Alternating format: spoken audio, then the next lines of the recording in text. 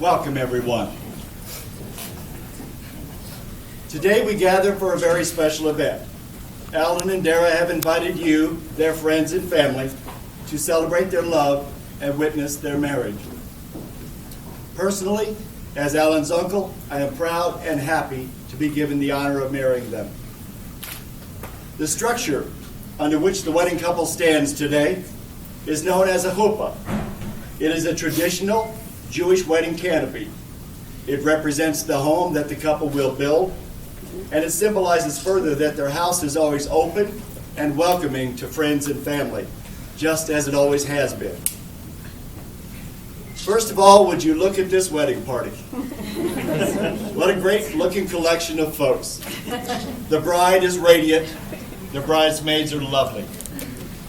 The groom is handsome. And the groomsmen, who I hope won their Ryder Cup,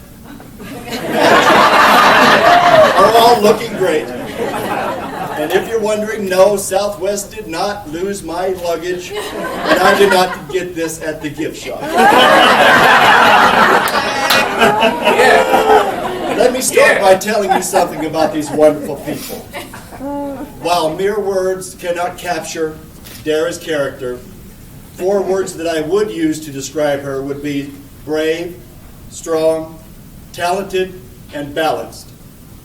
Balanced because as a kid, Dara loved to be upside down, doing handstands, flips, and turning cartwheels.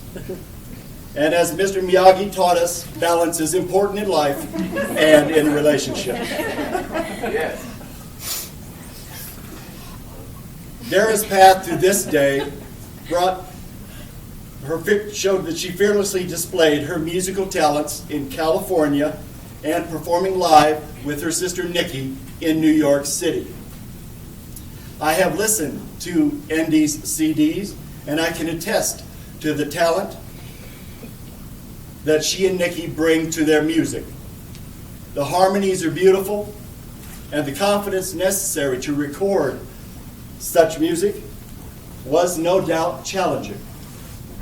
Dara possesses the strength of character to recognize life's challenges, to face them head on, and do so with self-confidence. And she does it while being just silly enough to balance all of it. The first time I met Dara was at a family barbecue at our house. Alan and Dara came in, and I recall being struck by Dara's beautiful smile, her sense of humor, and her warm nature. She came in hugging everyone as if she'd known us for years. She also has a knack for really engaging in a conversation, always making direct eye contact. That takes confidence and bravery, skills that we all admire. These are all great qualities, and she wears them well. As we also know, Alan is a remarkable man. He is crazy cool. He is the oldest of my nephews and the most talented and handsome of them all. Did I say that correctly?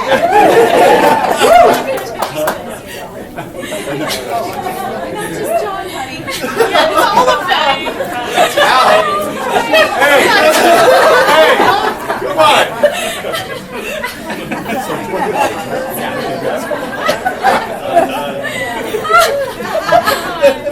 My 4 words for Alan would be loving, sharing, loyal, and compassionate. Alan was a success story destined to happen. From his earliest years, other than wanting to be Spider-Man, he exuded strength and compassion, and he was always the light in the room. Alan would have excelled at any career he chose, but his loving and sharing side became evident when he chose to coach. Sharing knowledge with his student athletes allows him to bring out the best in them, to help them reach their full potential, and nothing spells love like coaching. Alan also has a good and kind heart. Back in the day, there was this company called the Fuller Brush Company. They had traveling salesmen who would knock on your door to sell your products. So when Alan was only 2 or 3 years old, Larry, the Fuller Brush guy, came to the house, knocked on the door, and rang the bell. Kenneth answered the door, and Alan was right by her side, insisting that she buy something.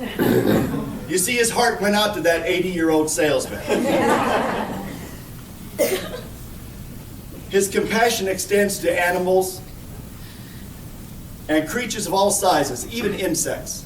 I know for a fact that if a moth flies into Alan's house, he will capture it gently with a cup, take it outside, and set it free.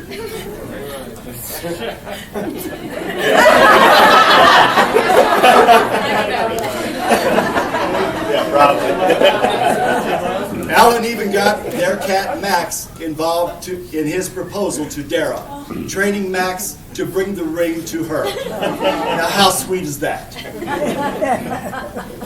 I believe the true measure of a man is how he treats and loves others.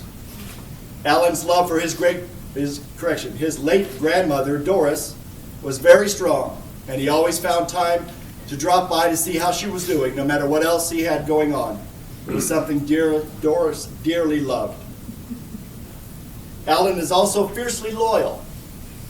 Just like his late grandfather Herman, Alan is a loyal New Orleans Saints fan, even in the lean years. The same holds true for his loyalty to the San Francisco Giants and the San Jose Sharks. But he now has a new team to add to that list, Team Sue. Nice. Loyalty has served him well in life, and it will serve him well in this marriage. This is a special couple, and that's not by accident. They are both the product of loving parents who have provided them with a model for marital success. Dara's parents, Jerry and Rob, have shared a long and happy marriage for almost 40 years. Alan's parents, Kenneth and Jerry, have been married for over 40 years. So Alan and Dara have benefited from seeing firsthand how a long-term successful marriage works. Always use that knowledge. It's invaluable. In the past few weeks, I have seen these two families together, and it is wondrous. You are all loving, caring, wonderful people. To maintain such a marriage takes more than just love. It takes friendship, money, understanding, someone who can cook, compromise, devotion, money, and of course a sense of humor. It also requires sacrifice, compassion, honesty, and teamwork. And that's money. In your marriage, there will be times that test you.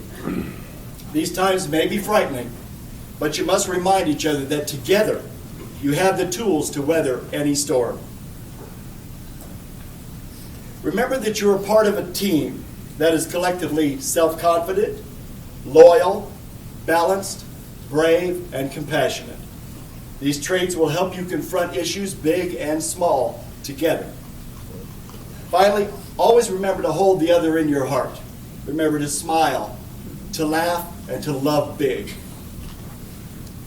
Alan and Dara found each other in their hometown of Alameda. They were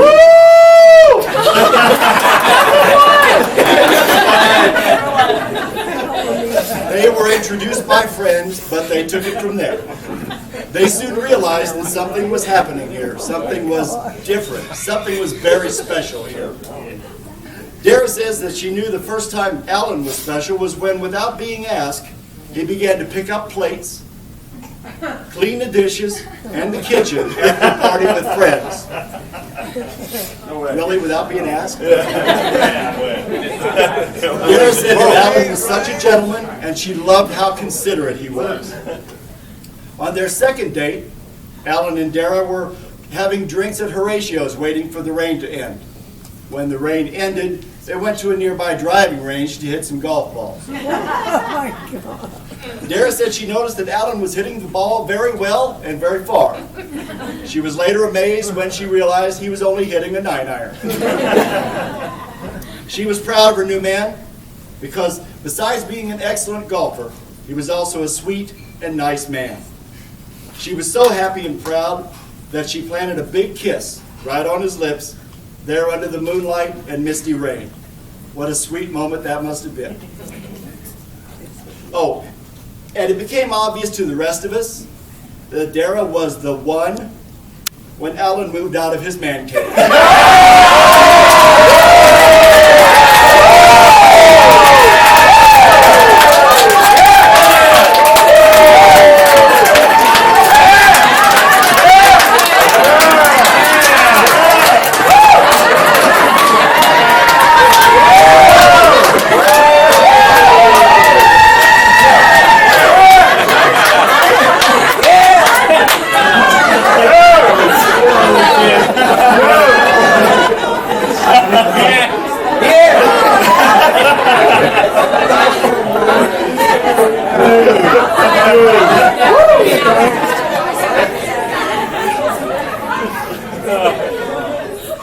And the crazy thing is that I now owe a guy $20 because I lost that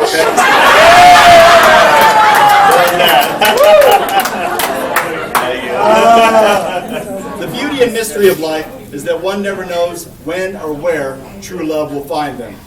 Alan and Dara found their happiness in each other's hearts, and they both knew to hang on to this gift. Theirs is a true story of love found right in their own backyard.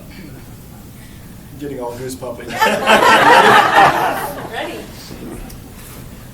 Alan and Dara, today you celebrate one of life's most wonderful moments as you demonstrate the power of your love and join together in the vow of marriage. Rings? Alex, right there, buddy. Take it off. Alan, please take Dara's hand in yours and place the ring on her finger. Alan, do you take Dara to be your wife, to have and to hold, for richer or for poorer, in sickness and in health, and promise your love to her always, and give your heart only unto her? I do.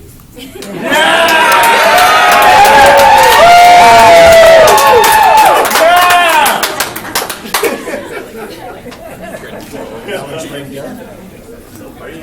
Please take Alan's hand in yours and place the ring on his finger. It fit good. Dara, do you take Alan to be your husband, to have and to hold, for richer or for poorer, in sickness and in health? And do you promise your love to him always, and to give your heart only unto him? I do.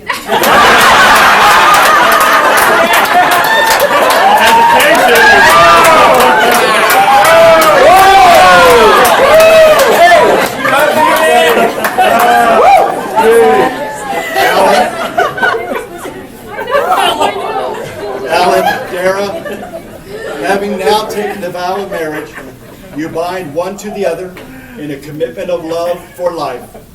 May you always feel the love you feel today. This is our wish for you. At this time, I'd like to present the father of the bride, Rob Kaplan. All right.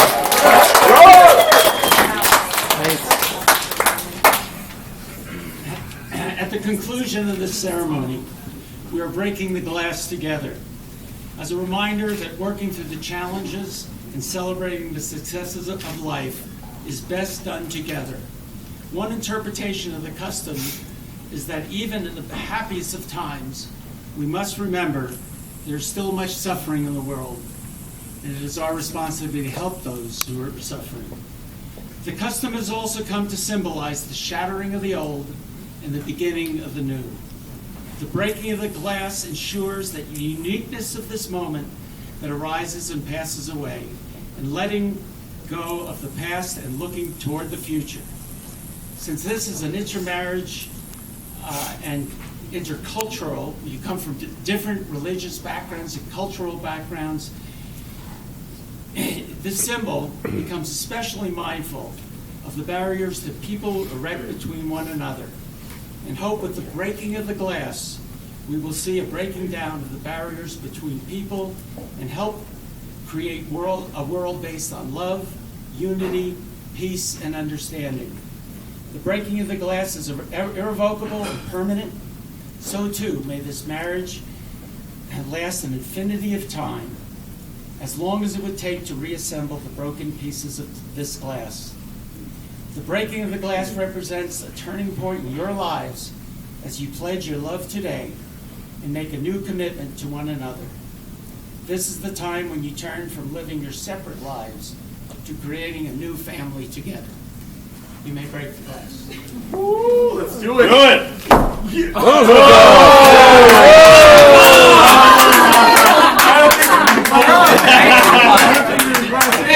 Wrong. First time.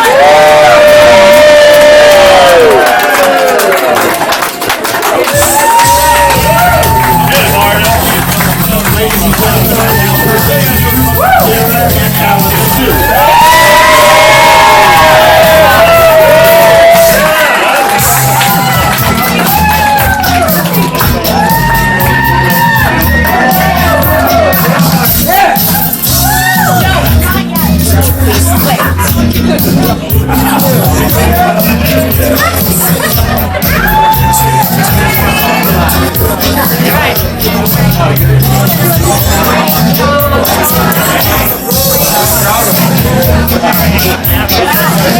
of